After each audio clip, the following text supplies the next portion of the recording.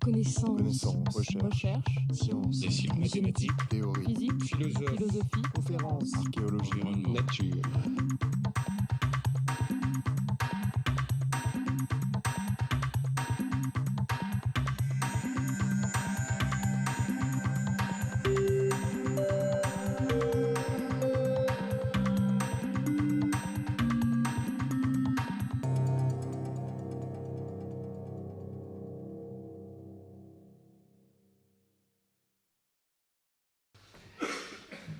So my presentation will mainly concern mammals.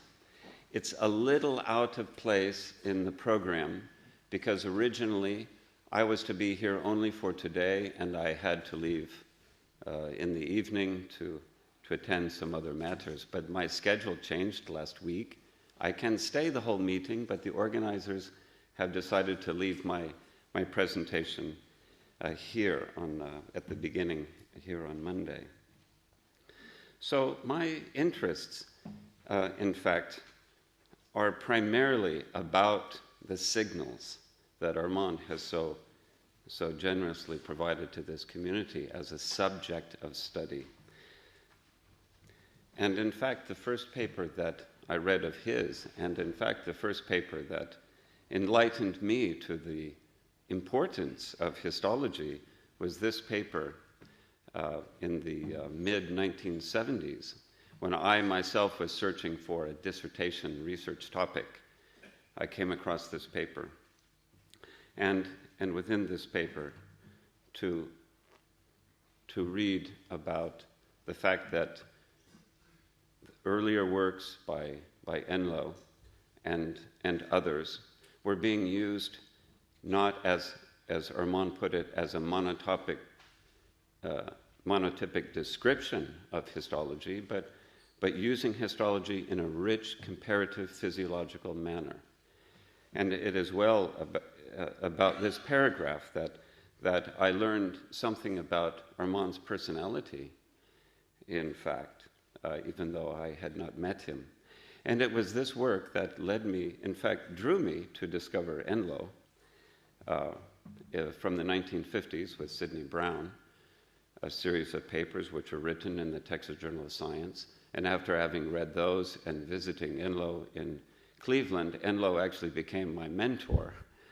So in a way, it was Armand that drew me to this field, to Enloe, and subsequently to a research career in facial development on another trajectory, particularly in early humans and primates, and away from the research directions that Armand had established, but I'm thankfully returning to those interests after so many years. And in fact, it was also after that I discovered this series of papers, which Kevin mentioned earlier, and also Michelle, from the late 1960s. This was number 2. That's the first one I have. I've never seen number 1. I'm still looking for 3 and 5 and 6, I think. I have lots of the 7s, but I don't have all of them. But I read them with such incredible interest. I actually learned my reading French from these.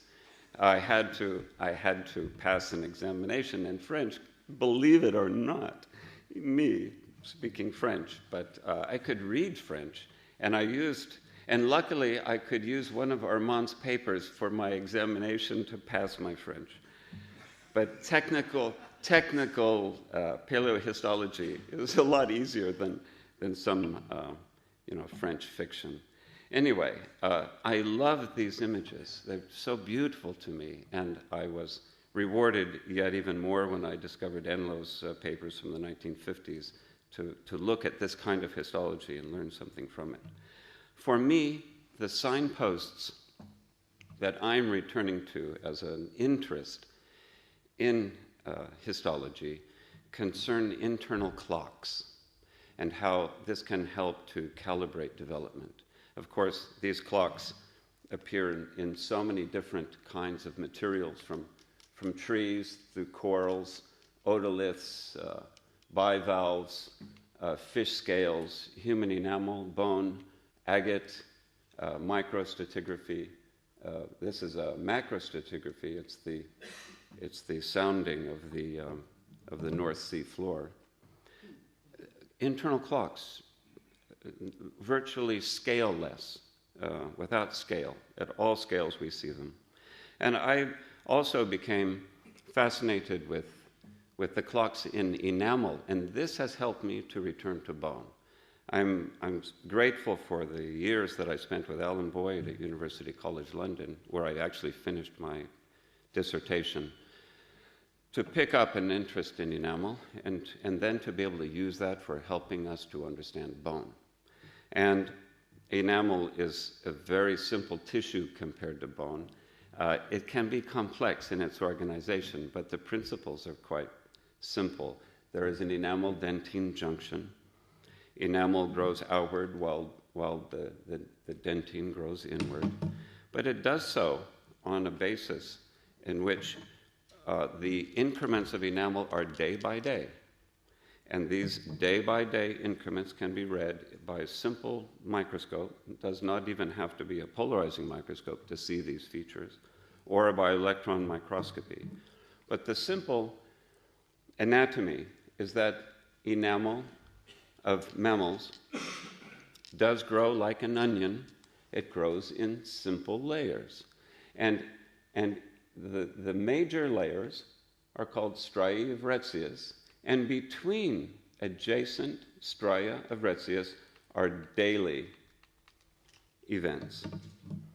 Now, the number of days between adjacent striae of Retzius is something called the repeat interval.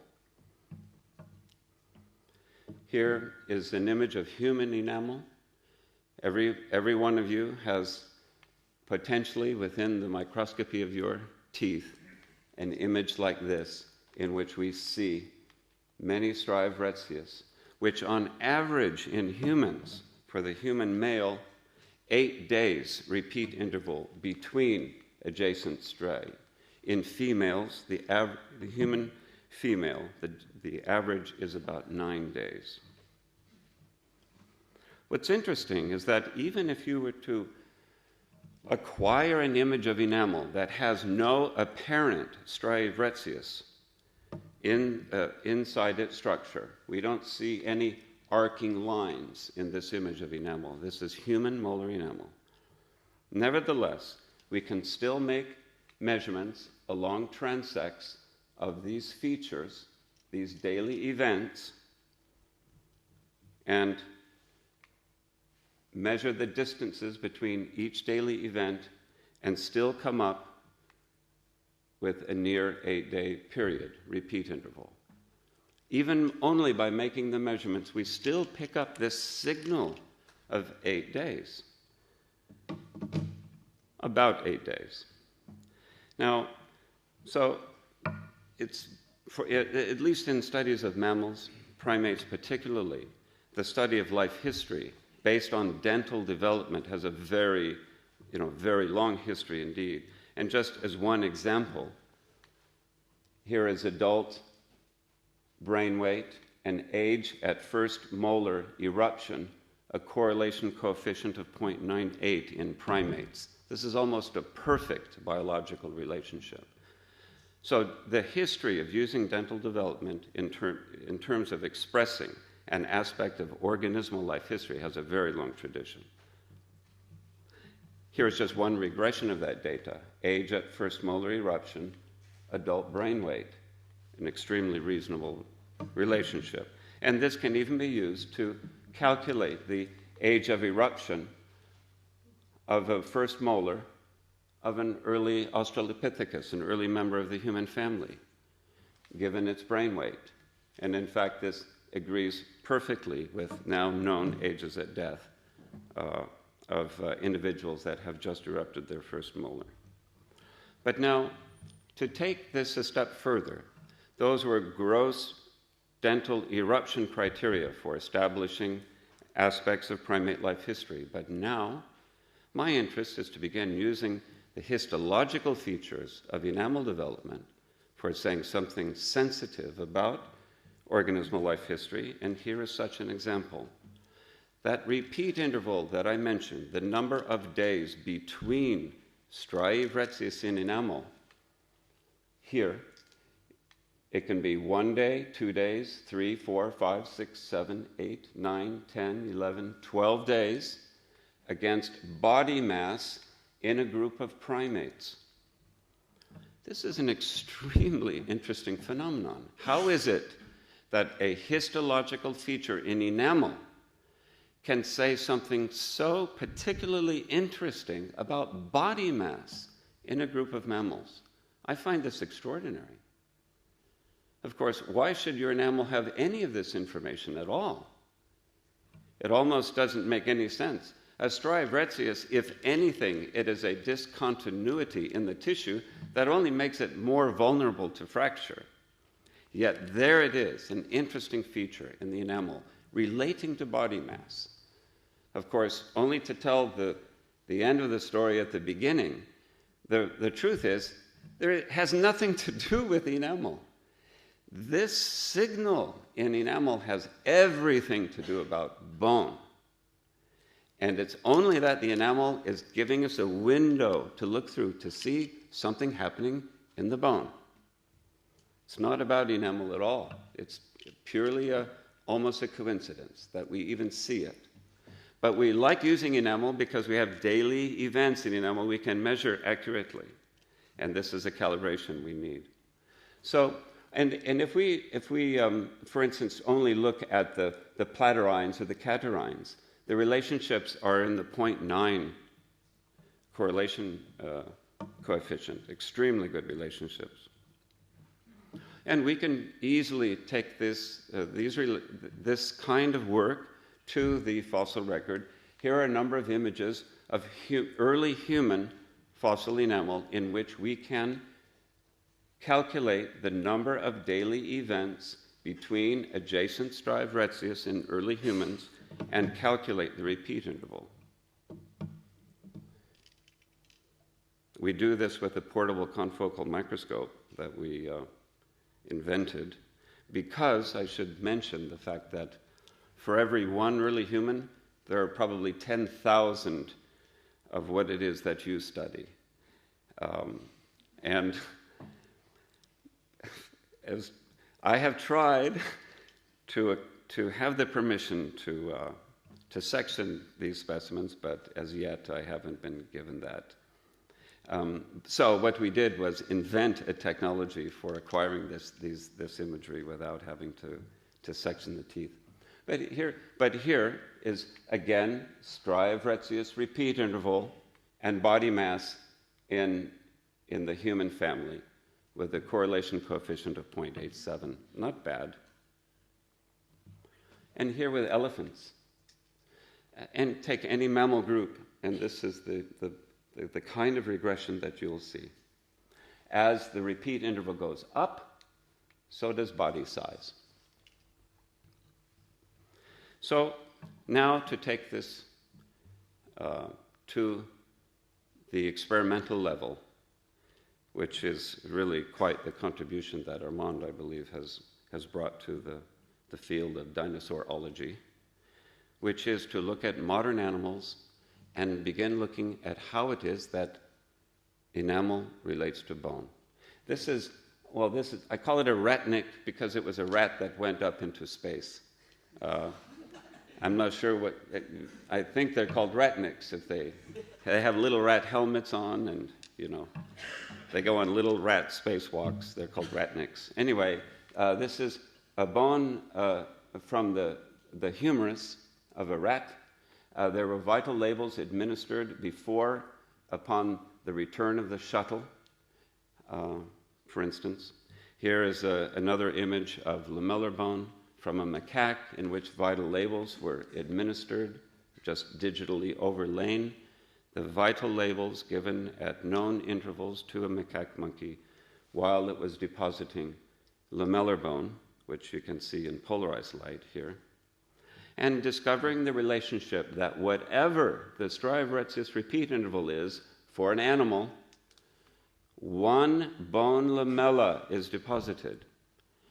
So this striae of Retzius repeat interval in enamel, as I said, has nothing to do with enamel. It has to do with the time frame within which one single bone lamella is deposited. In other words, bone, or I should say lamellar bone, is an incremental tissue with a severely constrained time element. But that time depends on body mass. It's important that should this be a physiological, centrally regulated phenomenon in the body, that it should also exist during times of bone maintenance, not only during times of bone development. And here are the primary tissues in a human, the primary tissues in a sheep as two examples, and discovering exactly the same number of lamellae between adjacent labels as in the remodeled bone from the same individual. So bone remodeling, secondary haversian remodeling, is also obeying in the deposition of its lamellae a centrally regulated rhythm.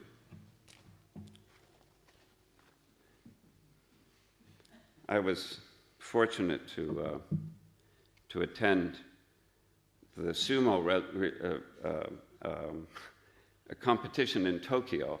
The Belgian won, by the way, to the national shame of the Japanese. But you should have seen this man. I mean, this man was a giant of a person. He's a 6. His repeat interval is 6. Just by looking at him, I can tell his repeat interval is a 6. And the guy he beat was a 7. But the referee wins. He's an 8. Now, this relationship, if you've been keeping up with this concept that I've been trying to explain, is opposite within a species as between. So as the individual is getting larger, the repeat interval is getting lower within a species. It's the opposite situation interspecifically, sorry. So, but now, what does this rhythm mean? Can it be related to other things than simply body mass? And here, for instance, is the striae of Retzius repeat interval, our old friend here in enamel, against basal metabolic rate, measured as watts, in a group of primates with rat and elephant at the extremes. Correlation coefficient of 0.99. Somehow I think this centrally hypothesized to be centrally regulated rhythm, and by centrally regulated I mean hypothalamic rhythm, which is the hypothalamus is the source of our chronobiological rhythms, daily rhythms. It's the source of reproductive drive, the source of nuclei that control our sense of hunger and thirst, etc., etc., etc. The hypothalamus is a magnificent coordinator of life events.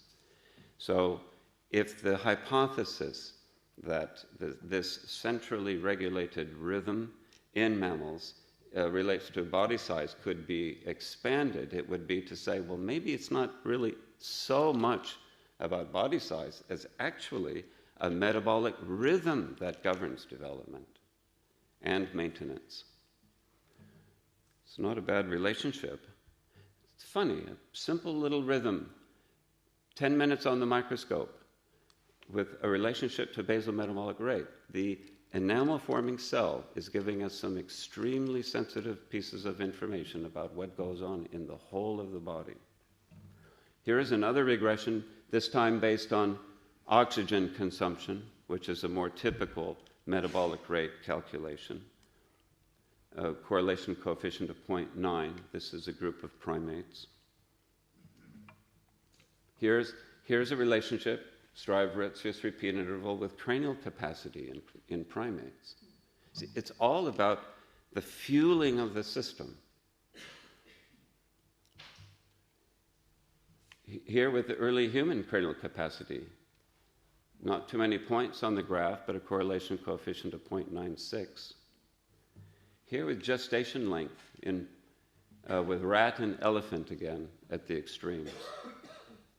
Very few points, because getting the metabolic data for all the animals you would like to put on a graph, it can be difficult, but nevertheless it's pointing us in a direction that this driver at this repeat interval is saying something profound about metabolic rate that governs the fueling system for development and maintenance, but also gestation length, the size of the body, the size of the brain. All of the life history events seem to be one part of this centrally regulated rhythm. Lactation length in primates, again, plus a rat at the bottom.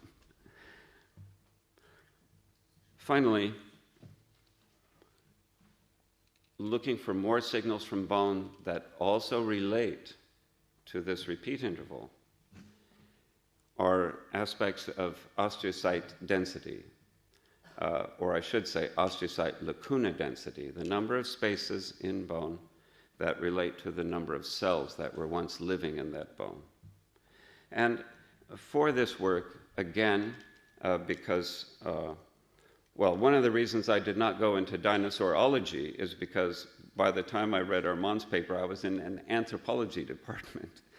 And that constrains you a little on what kinds of animals you can study. But at any rate, it's all interesting, of course. So with our portable confocal, we can easily go even to Lucy and to acquire images of her histology. Her femur has a fracture which the museum had actually glued together. I mean, that's another level of curatorship. Even convincing a curator to unglue a bone has even been a challenge. But the Ethiopian people that we worked with are so extremely generous. They said, absolutely, it's been 30 years, give us a chance to clean her up. So they did. And we've been able to penetrate into her bone and actually obtain 3D data sets of her osteocytes and to determine the volume, or I should say the number of osteocytes per unit volume in her body. And only just to set this stage a little bit, it's a ridiculous regression, I admit, but anyway, pygmy hippo, which was a fossil from Cyprus, and a rat, just kind of establishing a general mammalian relationship between the number of osteocytes being very high in the smallest bodied and very low in the largest bodied against body size here. But here's a primate relationship. Lucy fits right on the line with other primates where she should be, to discover some extremely useful information about the number of bone cells per unit volume that relate to body size. And of course, not so much to the size, really, but actually to the rate at which that animal had to grow. If you're going to grow as fast as you need to be a lesser galago or a rat at your body size, you must grow your bone very, very fast. You see, a rat, for instance, will create one lamella in one day. It actually produces its lamellae on a circadian rhythm. But it produces the same thickness of a lamella that a human takes 8 days to make. So this is the difference. To make one lamella of 4 or 5 microns in width in a rat takes a lot of cells. You can't just ask your cells to do so much work. You need to recruit more. So the osteocyte densities are very high in very small-bodied animals. And this then can even, just as with the repeat interval, be related to basal metabolic rate. Here, in this very paltry diagram, the scale is calories per gram per day as a measure of basal metabolic rate, but still a relationship nevertheless. Finally, to take this even further, to look, now that we can calibrate lamellar rhythms, knowing the time dimension per lamella in a group of animals, we can use that information.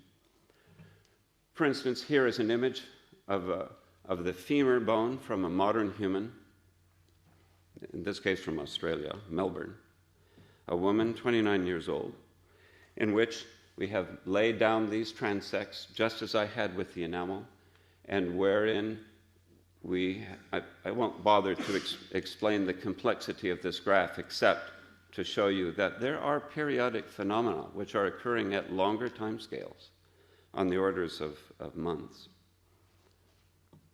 But we can also now go to an early human, say Paranthropus robustus, an early human between 2 and 2.5 million years old from South Africa. Early human representative went extinct about 1 million years ago or so. But we can image by portable confocal microscopy lamellar bone. And we know from at least a dozen Paranthropus individuals that the repeat interval is 7 days in all of the Paranthropus that have been measured. So we know that in this Paranthropus, 1 lamella equals 7 days of development. When we do that, we make our measurements of 1 lamella to the next, see the distances are not all the same. Sometimes they're narrow, sometimes they're wide. Narrow, wide. And when we calculate the growth rate variability, we discover a rhythm, which is much longer than 1 week. This is approximately 4 weeks or 28 days. We don't know what that means. We have no idea. But it's another window into the analysis of long period rhythms that we wish to explore. So finally, it is not destructive sampling, but it's constructive sampling. That's what Armand taught me. Also taught me life is too short to waste on cheap wine. That should be wine, not wind. But cheap wind too, I think. Thank you, Armand.